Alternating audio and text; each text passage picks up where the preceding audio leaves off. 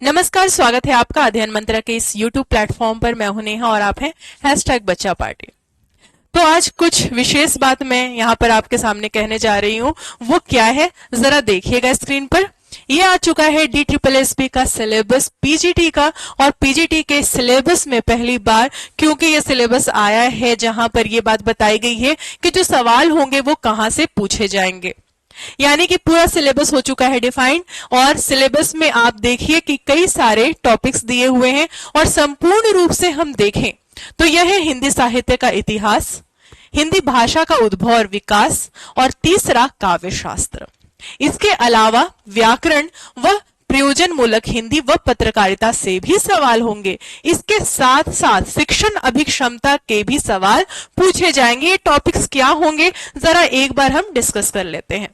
तो सबसे पहला है हिंदी साहित्य के इतिहास का विस्तृत अध्ययन। अब इस विस्तृत अध्ययन में सब कुछ पढ़ना है, यानी कि ये जो चारों काल खंड हैं, आदि काल, भक्ति काल, रीति काल व आधुनिक काल। अब आधुनिक काल में भी जो विभाजन हुए, गद्य में अलग और पद्य में अलग।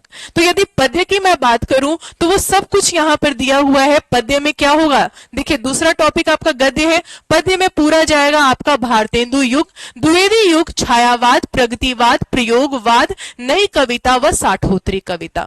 कवियों के नाम यहाँ पर दिए गए हैं, लेकिन ये कह दिया गया है कि विस्तृत अध्ययन होना चाहिए, सवाल कहीं से भी पूछे जा सकते हैं, यानी कि संपूर्ण हिंदी साहित्य का इतिहास।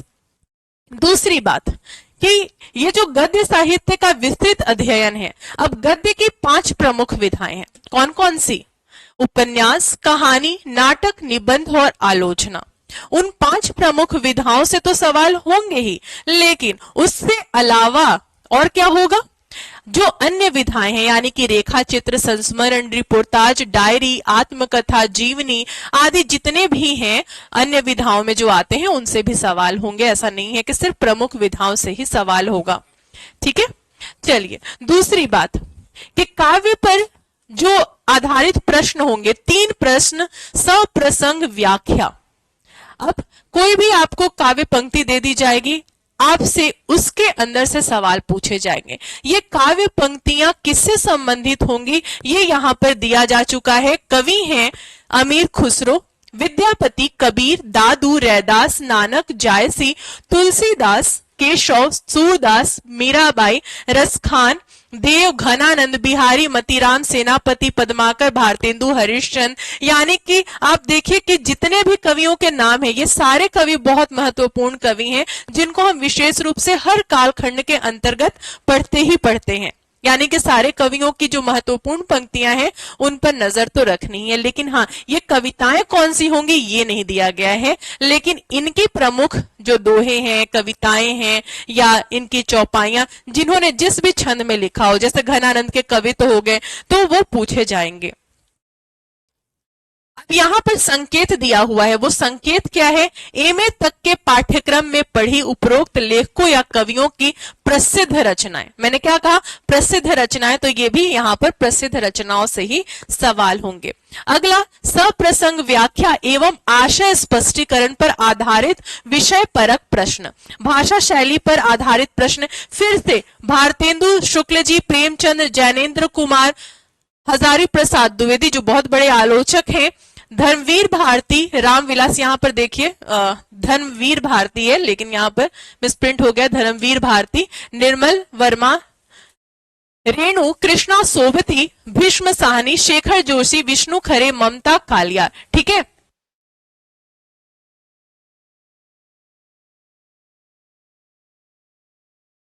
कवियों और लेखकों के व्यक्तित्व एवं औतित्व पर आधारित प्रश्न। तो यानी कि जितने भी कवि दिए गए हैं, जिन कवियों की बात हो रही है, ये सारे के सारे मूल रूप से सारे महत्वपूर्ण कवि आ ही चुके हैं सिलेबस में। यानी कि ग्रेजुएशन में हमने जिनको पढ़ा, मास्टर्स में जिनको पढ़ा, ये सारे सम्मिलित है यहाँ पर। लेकिन जो लेवल होगा वो मास्टर्स लेवल होगा, ये ध्यान में रखिएगा। अब देखिए, ये तो बात हो गई हिंदी साहित्य के इतिहास से संबंधित क्या पाठ्यक्रम होगा उसका। दूसरी बात, व्याकरण से क्या क्या पूछे जाएंगे, अब इस पर ध्यान देते हैं हम। व्याकरण शब्द विचार एवं शब्द भंडार, शब्द भेद अर्थ रचना स्रोत तथा प्रयोग की दृष्टि से शब्द भंडार, पर्यायवाची विपरीतार्थक एकार्थी अनेकार्थी शब्द युग्म, शब्द निर्माण उपसर्ग प्रत्यय समास।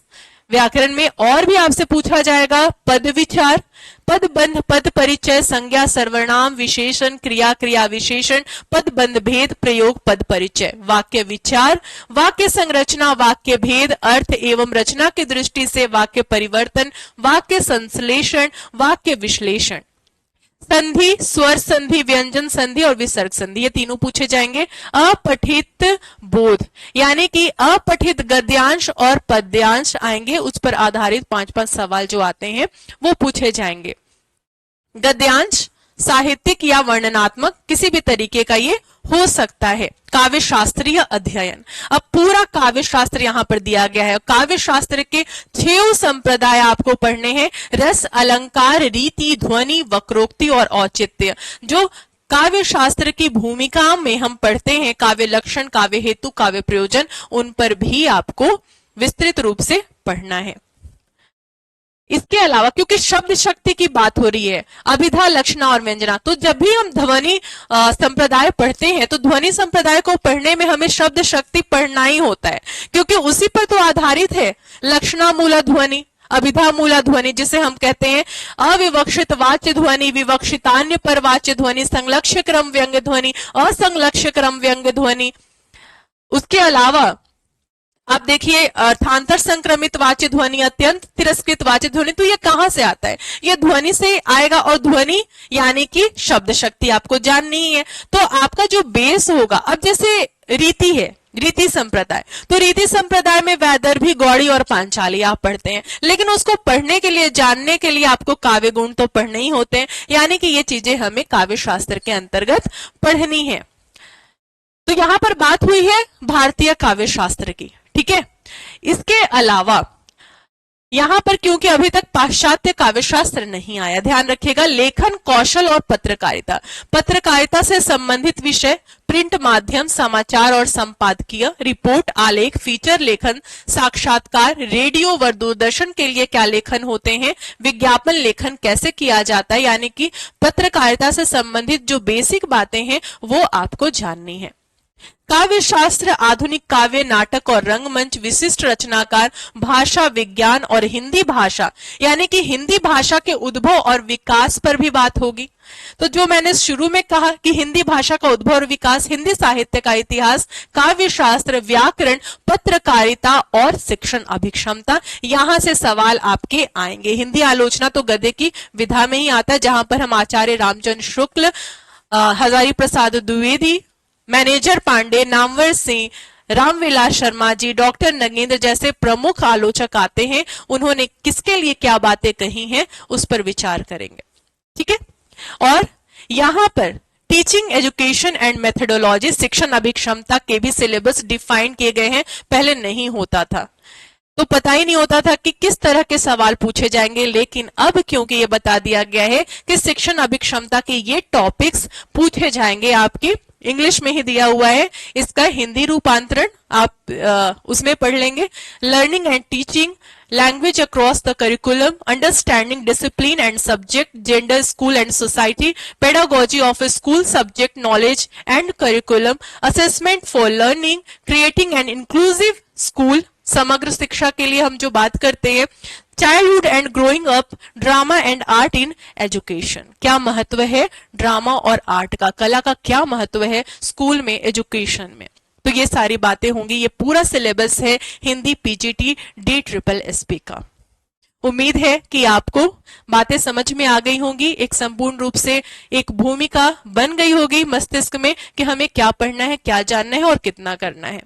हिंदी साहित्य का इतिहास तो पूरा ही करना है, भारतीय काव्य शास्त्र पूरा ही करना है, हिंदी भाषा का उद्भव और विकास भी पूरा करना है, व्याकरण में जितनी बातें दी गई हैं उनको करेंगे, और पत्रकारिता में जितनी है टॉपिक्स उनको करना है। बाकी शिक्षण अभिक्षमता में टॉपिक्स आपके सामने काफी क्लियर तरीके से दिए गए हैं, इनको कंप्लीट करना है।